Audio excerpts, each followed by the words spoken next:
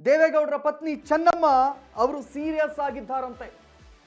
ದೇವೇಗೌಡರ ಪತ್ನಿ ಚೆನ್ನಮ್ಮರವರ ಸ್ಥಿತಿ ಗಂಭೀರವಾಗಿದೆ. ಫ್ಯಾಮಿಲಿ ಅವರೆಲ್ಲ ಮಣಿಪಾಲ್ ಆಸ್ಪತ್ರೆಗೆ ಹೋಗ್ತಾ ಇದ್ದಾರೆ. ಮಣಿಪಾಲ್ ಆಸ್ಪತ್ರೆಯಲ್ಲಿ ಅವರನ್ನ ಅಡ್ಮಿಟ್ ಮಾಡಲಾಗಿದೆ. ಆಸ್ಪತ್ರೆಗೆ ಧಾವಿಸ್ತಾ ಇದ್ದಾರೆ ಕುಟುಂಬಸ್ಥರು.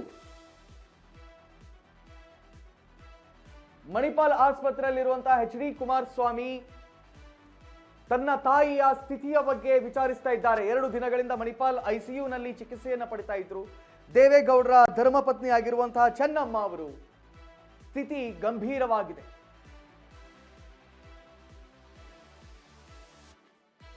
ಮಾಜಿ ಪ್ರಧಾನಿ ದೇವೇಗೌಡರ ಪತ್ನಿ ಅರ್ಧಾಂಗಿಯಾಗಿ ಬದುಕಿದಂಥವರು.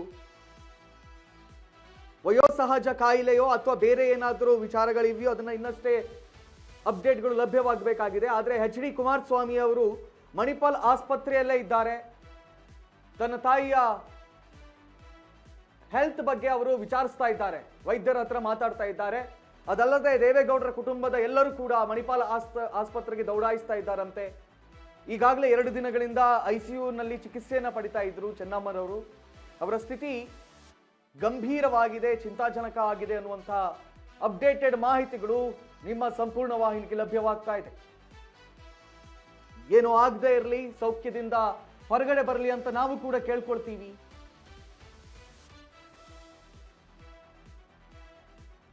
ದೇವೇಗೌಡರ ಆ ಯಶಸ್ಸಿನ ಜೀವನ ಏನಿದೆ ಅದಕ್ಕೆ ಸಾಥ್ ಕೊಟ್ಟವರು ಚೆನ್ನಮ್ಮನವರು. ದೇವೇಗೌಡರ ಧರ್ಮಪತ್ನಿಯಾಗಿ ಕೈ ಹಿಡಿದು ತನ್ನ ಗಂಡನ ಎಲ್ಲಾ ಕಾರ್ಯಗಳ ಜೊತೆಯಲ್ಲಿ ಮುಂದೆ ನಿಂತವರು. ಇದೀಗ 2 ದಿನಗಳಿಂದ ಐಸಿಯುನಲ್ಲಿ ಚಿಕಿತ್ಸೆಯನ್ನು ಪಡಿತಾ ಇದ್ದಾರೆ. ಈಗ ಸದ್ಯದ ಅಪ್ಡೇಟ್ ಪ್ರಕಾರವಾಗಿ ಅವರ ಸ್ಥಿತಿ ಗಂಭೀರವಾಗಿದೆ ಅಂತೆ. ನಾವು ಕೂಡ ಕೇಳ್ಕೊಳ್ತೀವಿ ಏನು ಆಗದೆ ಇರಲಿ ಅಂತ ಹೇಳಿ. ನಿನ್ನೆ ಅಷ್ಟೇ ಅನೇಕ ಪ್ರೆಸ್ ಮೀಟ್ಗಳನ್ನ ಮಾಡಿದ್ರು, ಗುಡುಗಿದ್ರು ಮಾಜಿ ಸಿಎಂ ಆಗಿರುವಂಥ ಕುಮಾರಸ್ವಾಮಿ ಅವರು. ಇದೀಗ ಅವರು ಮಣಿಪಾಲ್ ಆಸ್ಪತ್ರೆಯಲ್ಲೇ ಇದ್ದಾರೆ. ತಾಯಿಯ ಕ್ಷೇಮದ ಬಗ್ಗೆ ವಿಚಾರಿಸ್ತಾ ಇದ್ದಾರೆ. ಅವರ ಕುಟುಂಬಸ್ಥರೆಲ್ಲರೂ ಕೂಡ ಮಣಿಪಾಲ್ ಆಸ್ಪತ್ರೆಗೆ ಧಾವಿಸ್ತಾ ಇದ್ದಾರಂತೆ, ಬೆಂಗಳೂರಿನಲ್ಲಿರುವಂತಹ ಮಣಿಪಾಲ್ ಆಸ್ಪತ್ರೆ.